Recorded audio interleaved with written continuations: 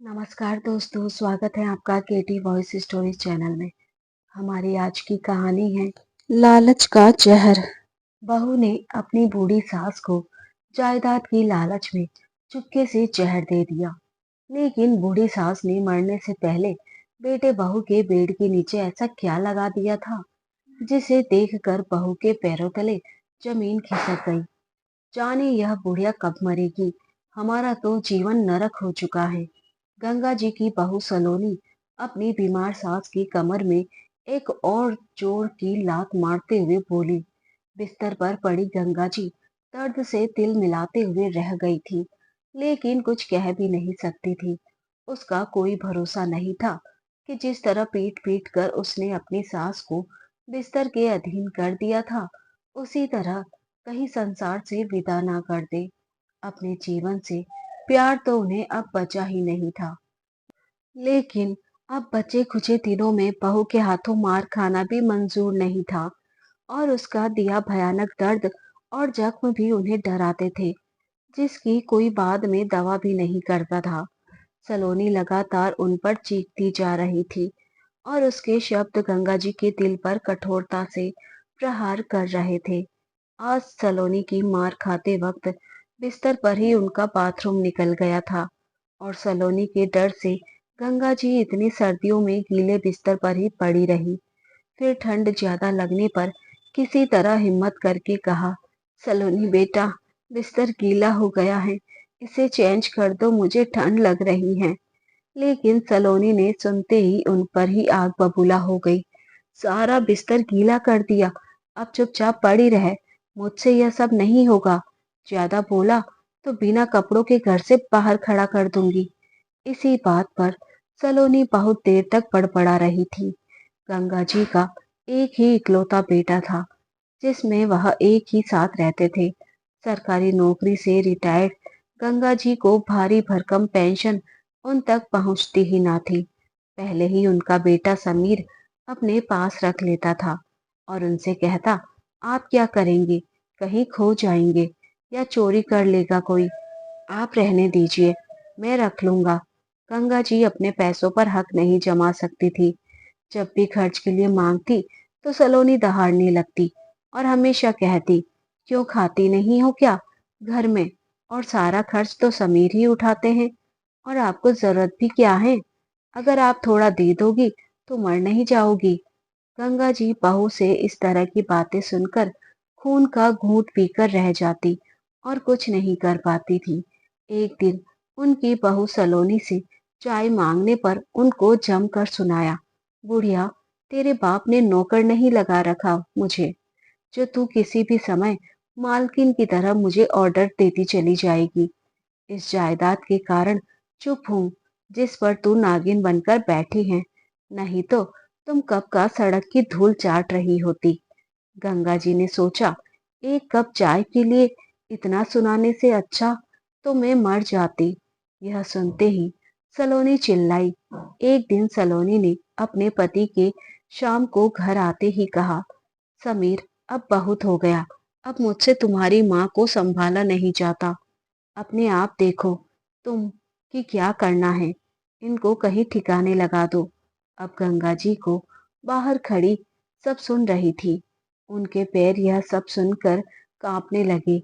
अंदर से समीर की आवाज आई, तुम चाहती क्या हो सलोनी, कहाँ भेज दूं इनको, झेलना ही पड़ेगा।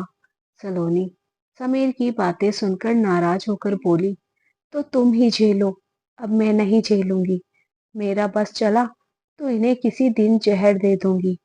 समीर सलोनी को मनाते हुए कहा, अरे बस थोड़ा इंतजार कर लो, मैं बात करूंगा माँ से, एक बार जायदाद अपने नाम हो जाए, बस फिर जो चाहो कर लेना। यह सुनते ही बाहर खड़ी गंगा जी के पैरों के नीचे जमीन ही निकल गई।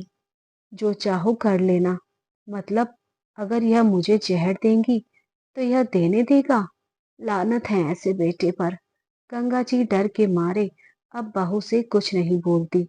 कुछ दिन बाद गंगा जी, जो कि अब थोड़ा चलने फिरने लगी थी, आज उन्होंने दोनों की बातें सुन ली थी। जिसके बाद गंगा जी अपने कमरे में आकर बिस्तर पर लेटते हुए अपने पति को याद करके फूट फूट कर रोने लगी। पति की तस्वीर को देखकर कहने लगी, तुम होते तो यह सब ना होता। कितने अकेली पड़ गई हूं मैं। अपने पति मनमोहन जी को याद कर उनके आंसू रुक ही नहीं रहे थे। घर की सब्जी लाने का काम गंगा जी ही किया करती थी, लेकिन उनकी बहू सलोनी एक एक पैसों का हिसाब रखती थी और कई बार उन पर हेरा फेरी का इल्जाम भी लगा देती थी। समीर ने भी हर बार सलोनी का पक्ष लेकर कहा, माँ, शर्म किया कीजिए। इतने से पैसों की चोरी करती हो, मुझसे मांग लेती। अपने ही घर में रोज इस तरह से। गंगा जी का तिरस्कार हुआ करता था। गंगा जी चौंक कर उठ बैठी और बड़बड़ाते जा रही थी, कुछ तो करना है। क्या करूं? यह तो मुझे जहर दे देगी। अगर मैं मर भी गई तो दोनों को कोई फर्क नहीं पड़ेगा। गंगा जी दोनों की बात सुनकर बहुत दुखी थी। बेटे समीर की बात ने गंगा जी का सुख चैन सब छीन लिया था। बेटे बहू की बात सुनकर बार बार गंगा जी की आंखों में आंसू आ जाते।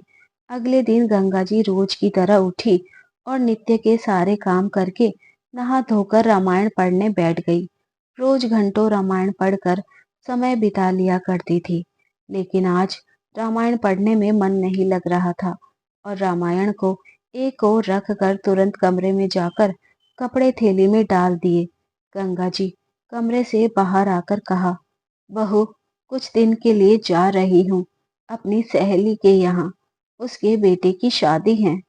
सलोनी ने झट से कहा, तो मैं क्या करूं? कुछ दिन के लिए जाओ या हमेशा के लिए जाओ, कहीं भी जाकर मरो, मुझे क्या। समीर से भी कह देना।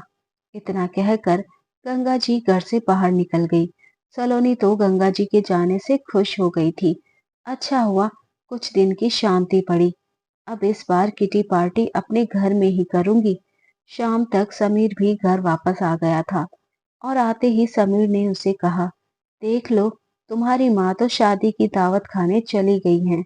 इस उम्र में कोई शादी में जाने के लिए ऐसे उछल कर गई है जैसे घर में कुछ मिलता ही ना हो। समीर ने कहा, मैं तो कहता हूँ कहीं मर जाए तो अच्छा है। सलोनी की सास के चले जाने से उसके पैर ही जमीन पर नहीं थे। एक हफ्ते से ऊपर का समय हो चुका था और गंगा जी का ना तो कोई फोन आया और ना ही कोई खबर थी। सुबह नाश्ता करते समय समीर ने सलोनी से पूछा, सलोनी, माँ कौन सी सहेली के यहाँ गई है? कुछ बताकर गई थी क्या सलोनी? सलोनी ने चीख कर कहा, वह कहाँ कुछ बताया है उसने, बस शादी का बताकर निकल गई। और तुम्हें तो वैसे फिक्र हो रही है जैसे अपनी माँ से बड़ी मोहब्बत हो। समीर ने गुस्से में कहा, अरे नहीं यार, उसकी पेंशन का टाइम आ गया है। उसको ले जाकर साइन करवाने होते हैं, तब जाकर मुझे पैसे मिलते हैं। यह सुनकर सलोनी शांत हो गई। अच्छा, उन्हें फोन करके देख लो। समीर सलोनी की बात मानते हुए तुरंत फोन लगा देता है, लेकिन घंटी की आवाज घर में ही आने लगी। समीर यह सुनकर चौंक गया था। अरे, यह तो यही कहीं बज रहा है। समीर आवाज का अंदाजा लगाने लगा, ढूंढने लगा कि कहाँ से आ रही है। सलोनी ने भी इधर उधर देखना शुरू किया, लेकिन समझ में ही नहीं आ रहा था कि कहाँ से आ रही है आवाज। आवाज का पीछा करते करते समीर घर के मंदिर में पहुंच गया। वहां रखा हर सामान चेक किया तो देखा कि आवाज एक किताब के अंदर से आ रही है। गंगा जी का फोन इस धार्मिक किताब में बंद रखा था या वह खुद रख कर गई थी। समीर हैरान था कि फोन यहाँ क्यों रखा है और गंगा जी बिना फोन लिए कैसे चली गई। उसने फोन कॉल्स चेक किया तो ऐसी कोई कॉल्स नहीं थी कि उसने उनकी कुछ सहेलियों को फोन करके और शादी के बारे में पूछा तो पता चला शादी तो 2 महीने पहले थी। अभी तो कोई शादी नहीं है। समीर सुनकर चौंक गया था। शादी नहीं है तो माँ कहाँ चली गई? सलोनी के तेवर तीखे हो चुके थे और अब वह गुस्से में थी। तुम्हारी माँ के नाटक शुरू हो गए हैं अब। हम कहाँ जाकर ढूंढे उनको? जाने किस गुफा में जाकर बैठ गई होगी। हमें कम दुखी करती हैं क्या, जो उन्होंने हमें और परेशान करने की ठान ली है। फोन भी घर में जानबूझकर छोड़ गई हैं, जिससे हम उन्हें ढूंढते ढूंढते परेशान हो जाएं। उन्हें तो मजा ही आ रहा होगा। यहाँ परेशान बैठे हैं। बुढ़िया एक बार घर लौट जाए, फिर उसको बताती हूँ। इस बार तो इसे जान से ही मार दूंगी। नाक में दम करके रखा है इस बुढ़िया ने। बहू बेटे ने यह भी नहीं देखा एक बार कि उस किताब के अंदर मोबाइल ही नहीं, कुछ और भी था उसके साथ, जो अभी होने वाला था। उसे देखकर दोनों के पैरों तले जमीन खिसकने लगी थी। वह तो बस गुस्से में बोलते ही जा रही थी, चलो अब कुछ दिन शांति रहेगी, चिंता मत करो। समीर ने जोर से कहा, पागल हो क्या? चिंता क्यों ना करूं? सब कुछ अभी उनका ही है, हमारे नाम नहीं हुआ है। पहले हमारे नाम तो होने देती। अब उनको मरने और जिंदा होने का सबूत कहाँ से लाएंगे? ऐसे थोड़े सब हमें मिल जाएगा। सलोनी की आंखें फैल गई। क्या? यह तो सोचा ही नहीं मैंने। सलोनी सर पकड़कर सोफे में बैठ गई।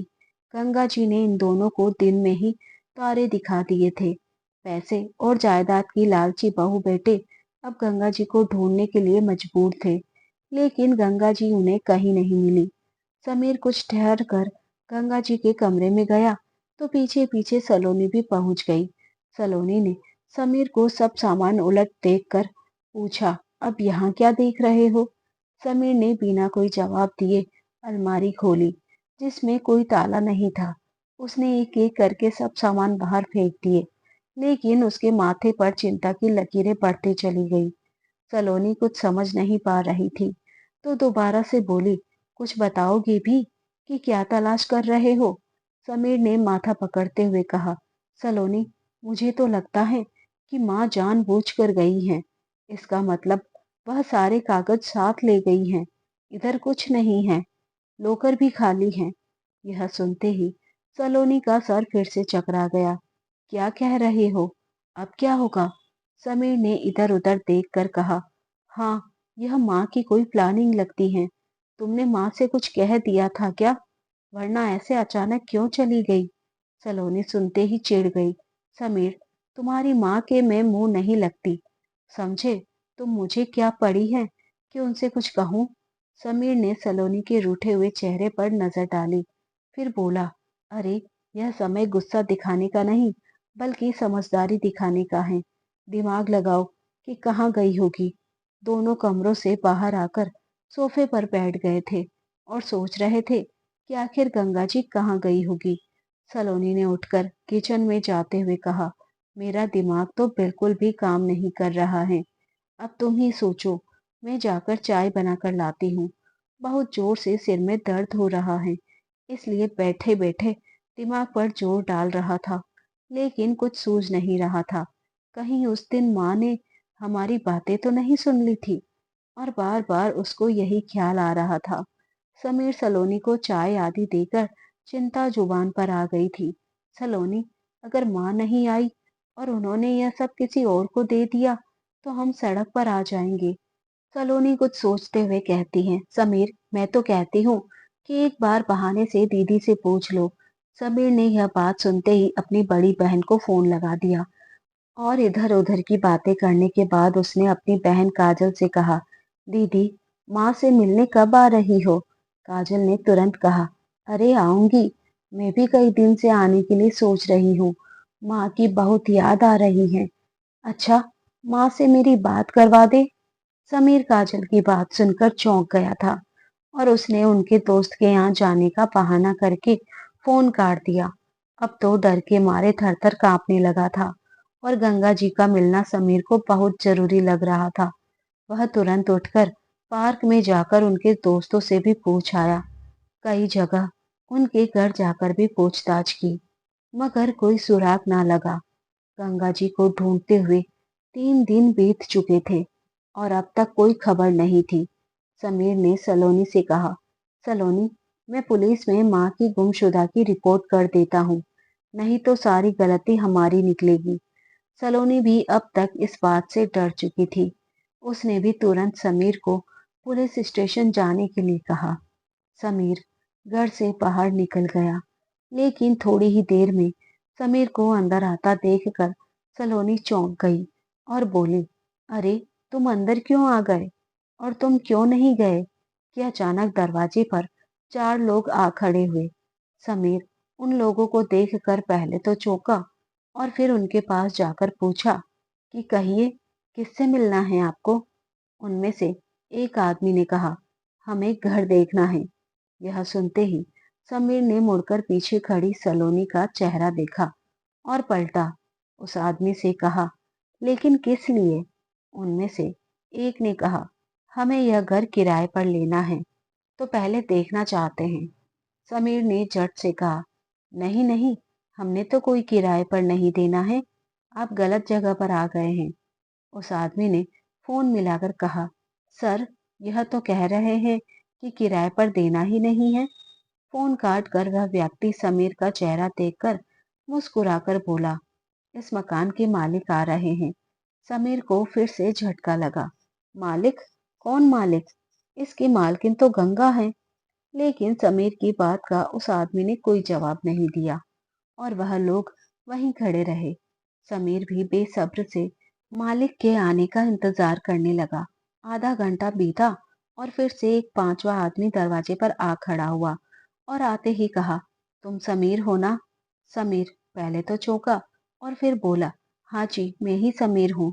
उस आदमी ने कहा, यह देखो, मैं यह घर तुम्हारी माँ गंगा जी से खरीदा है। और क्या सबूत चाहिए तुम्हें? समीर और सलोनी ने इस व्यक्ति के हाथ से पेपर लेकर जल्दी से देखे और फटी आंखों से एक दूसरे को देखने लगे। दोनों के मुंह में जुबान नहीं निकली। मालिक के व्यक्ति के फोन करते ही आधे घंटे में बुलडोजर आ चुका था, जिसे बस निर्देश मिलने की देर थी और पूरा घर सफा होने वाला था और सभी लोग आपस में बातें बना रहे थे। सलोनी ने आसपास देखकर समीर से कहा, देखो जरा, तुम्हारी माँ के कारण कैसे दिन देखने पड़ रहे हैं आज। सरेआम घर का तमाशा बन चुका है। उस बुढ़िया की तो मैं जान ले लूंगी। कि तभी अपने गाल पर पड़े चटाक की आवाज से सलोनी जमीन पर आ गिरी। गंगा जी गुस्से में बोली, अब शर्म आ रही है ना? अरे, यह आवाज तो माँ की है। यह सोचते ही सलोनी ने नजर ऊपर करके देखा तो उसके पैरों तले जमीन सरक गई। पीछे देखते ही उनकी आंखें हैरत से फटी रह गई। समीर ने चौंक कर कहा, माँ, आप पीछे से बोलने वाले कोई और नहीं बल्कि गंगा जी ही थी। घर का तमाशा बन रहा था तो अब शर्म आ रही है? तब शर्म नहीं आई जब तुम्हारी बीवी तुम्हारी ही माँ को जहर देकर मारने की बात कर रही थी और तुमने कहा था कि जायदाद नाम हो जाने के बाद जो चाहे मर्जी करना। उसको कहने से रोका नहीं था। समीर का ख्याल ठीक निकला था। गंगा जी ने उस दिन वह सारी बातें सुन ली थी और अब सरेआम गंगा जी की बात सुनते ही वह नजरें झुकाकर खड़ा हो गया। क्यों बेटा, शर्म क्यों आ रही? क्या इसलिए शर्म आ रही है कि मैं अब तुम्हारी करतूत की पोल पूरी दुनिया के सामने खोल रही हूँ और यह सब देख रहे हैं? समीर की दशा देखने लायक थी। सलोनी समीर से गुस्से में तिल मिलाते हुए बोली, रोको अपनी माँ को, वरना कुछ भी इल्जाम लगवाकर इन्हें फंसाने में देर नहीं लगेगी। मुझे गंगा जी मुस्कुराकर बोली, मैं भी देखना चाहती हूँ कि तुम लोग क्या कर सकते हो। कि तभी सलोनी ने गुस्से में पुलिस को फोन लगा दिया। सर, मेरी सास हमें जबरदस्ती घर से निकलवाने पर अड़ी है। हम कहाँ जाएंगे? सर, जबकि गलती हमारी नहीं है। इन्होंने तो मुझे भूखा भी रखा और आए दिन मुझसे मेरे घर से पैसे लाने को बोलती हैं। वह तो मैं ही संस्कारी हूँ जो उन्हें कुछ बोलती नहीं हूँ। उसने जरा भी शर्म नहीं की अपनी माँ समान सास के बारे में ऐसा झूठ बोलते हुए। इंस्पेक्टर सलोनी की बात सुनकर हक्का बक्का था।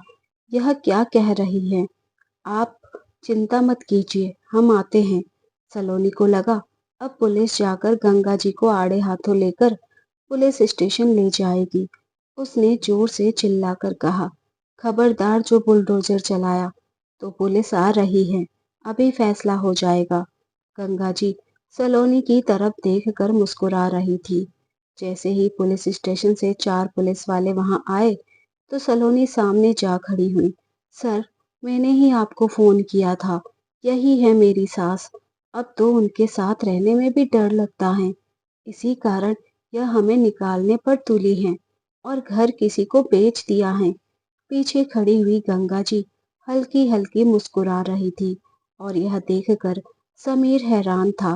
गंगा जी का मुस्कुराना उसे कुछ समझ में नहीं आ रहा था। उधर सलोनी गंगा जी के खिलाफ पुलिस के सामने फूल तैयार करने में लगी थी, जिसे गंगा जी को गंभीर आरोप में पुलिस साथ ले जाए। इंस्पेक्टर ने उसकी बात काट दी।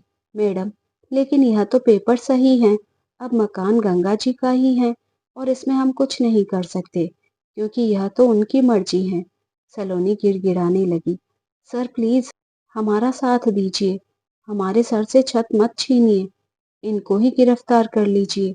यही सारे फसाद की जड़ है।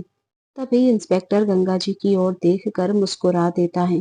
गंगा जी अपने बेटे बहू से बोली, जरा मेरे कमरे से वह किताब उठाकर लाना जिसमें मैंने मोबाइल रख कर गई थी। उसमें तुम लोगों के लिए कुछ सरप्राइज है। सलोनी ने सोचा कि बुढ़िया डर गई है। वह दौड़कर किताब लेकर आई। गंगा जी बोली, बहू, जरा पीछे के 2 पन्ने पलट कर देखो। सलोनी ने फटाफट से पन्ने पलटकर देखे तो उसमें एक रिकॉर्डिंग माइक था। उस दिन जब सलोनी सास को उल्टा सीधा बोल रही थी, वह सब रिकॉर्ड हो चुका था। दोनों ने देखा ही नहीं था कि उसमें कोई रिकॉर्डिंग माइक भी लगा रखा है। गंगा जी जब घर से बाहर गई थी, तभी उस किताब में वह माइक लगाकर गई थी। जैसे ही वह रिकॉर्डिंग शुरू हुई, समीर कुछ करो, मैं तुम्हारी माँ को और नहीं झेल सकती। मेरा मन तो करता है कि मैं इन्हें जहर ही दे दूं। और कुछ दिन रुको, मैं पहले माँ से बात करूंगा। सब कुछ हमारे नाम हो जाने दो, फिर कर लेना जो तुम्हारे मन में आए। वैसे भी इनकी उम्र हो गई है, वह अब इन सब का क्या करेंगी। समीर, मैं तो कहती हूँ कि यही जीकर भी क्या करेगी। हमेशा के लिए सो जाए तो अच्छा है। तुम सब नाम करने का इंतजाम करो, मैं जहर का इंतजाम करती हूँ। जाने कब जरूरत पड़ जाए। समीर और सलोनी ऐसे खड़े थे कि गंगा जी बोली, क्यों, क्या हुआ? जहर का इंतजाम नहीं हो पाया? क्या क्या करोगे जब तुम्हारे बच्चे तुम्हें जहर देने के बारे में सोचेंगे? समीर अपनी माँ गंगा जी को खड़ा देखता रह गया। गंगा जी ने झट से कहा, मैंने पहले ही तुम दोनों के खिलाफ एफआईआर दर्ज कर रखी है, क्योंकि मुझे पता था कि तुम दोनों यही करोगे। सलोनी आग बबूला होते हुए चीखने लगी। इस औरत ने अपने बेटे से घर ही छीन लिया। मनहूस औरत है यह। आज मैं इसको छोड़ूंगी नहीं। इसकी तो जान ले लूंगी। यह कहते हुए सलोनी गंगा जी को सरेआम उल्टा सीधा बोलने लगी, जिस पर समीर ने तेजी से आगे बढ़कर उसके गाल पर तमाचा जड़ दिया। समीर तुरंत गंगा जी के कदमों में गिर गया और दहाड़े मार मार कर रोने लगा। अब समीर उनके पैरों में लिपटा गिड़गिड़ा रहा था। माँ प्लीज माफ कर दीजिए, मैं बर्बाद हो जाऊंगा। मेरा सब खत्म हो जाएगा। गंगा जी ने गुस्से में आकर कहा, माँ के मरने पर तो कुछ नहीं जाता ना तुम्हारा, जो अपनी इस नीच पत्नी से जहर दिलवा रहे थे। समीर यह सब सुनकर बेहद शर्मिंदा था और अपने किए पर आंसू बहा रहा था। लेकिन गंगा जी बिल्कुल माफ नहीं करना चाहती थी। पुलिस वालों ने सलोनी के नजदीक आकर कहा, मैडम, अब आप ससुराल चलने का इंतजाम कीजिए। महिला पुलिस आती ही होंगी। महिला कांस्टेबल का नाम सुनते ही सलोनी का चेहरा फीका पड़ गया और उसके पैर खड़े खड़े ही कांपने लगे। और सलोनी की एक नजर घर पर और एक नजर सामने खड़े बुलडोजर पर पड़ी। जब सब कुछ लूटने की कगार पर हो तो इंसान को झुकना ही पड़ता है। और इसी तरह सलोनी ने गंगा जी के पांव पकड़ने में देर नहीं लगाई और सलोनी ने अपना सर गंगा जी के कदमों में रख दिया। माँ जी, मैंने आपके साथ बहुत गलत व्यवहार किया है, कभी सम्मान नहीं किया। माफ करने लायक तो नहीं हो, लेकिन हो सके तो मुझे माफ कर देना। गंगा जी ने यह देखकर तुरंत अपने पांव दूसरी तरफ खींच लिए। सलोनी हाथ जोड़कर खड़ी हुई और रोती हुई कहने लगी, माँ, शर्मिंदा तो मैं अपनी करनी पर हूँ, जिसका परिणाम मुझे आज मिल रहा है। इतनी अच्छी माँ सम्मान सास को मैंने हमेशा अपमानित किया। आपने मुझे बेटी ही कहा और मैं हमेशा आप पर इल्जाम ही लगाती रही। मुझे अपनी गलती का भी एहसास है। माँ जी, मैं सब गलतियाँ कबूल करती हूँ। अब घर बचे या ना बचे, लेकिन हो सके तो मुझे प्लीज माफ कर दीजिए। समीर भी कब से रोता हुआ सब कुछ देख रहा था। वह भी अब बोल पड़ा, माँ, अब तो सलोनी भी माफी मांग रही है। सब आपके ही परिवार हैं। मुझे भी यह एहसास हो गया है। बड़े बुजुर्गों के बिना घर घर नहीं होता। माँ, मैं अपना वादा भूल गया था। पापा से मैंने वादा किया था कि मैं आपका ख्याल रखूंगा, पर पता नहीं कैसे बहक गया। लेकिन गंगा जी इतना गिड़गिड़ाने पर भी टस से मस न हुई। तो समीर ने सलोनी का हाथ पकड़कर घर में ले गया और 2 बैग में सामान पैक करके बाहर आ गया। बाहर आकर उसने आंसू पोंछते हुए गंगा जी से कहा, माँ, हम जा रहे हैं, आप अपना ख्याल रखिएगा। समीर और सलोनी निकल गए थे और गंगा जी उन्हें दूर तक देखती रही। दोस्तों, गंगा जी ने यह फैसला लेकर सही किया या गलत, अपनी राय कमेंट बॉक्स में ज़रूर दीजिएगा और उम्मीद करती हूँ कि आपको कहानी पसंद आई होगी। कहानी पसंद आई हो तो वीडियो को लाइक, चैनल को सब्सक्राइब करें। मिलते हैं एक नई कहानी के साथ। तब तक के लिए धन्यवाद।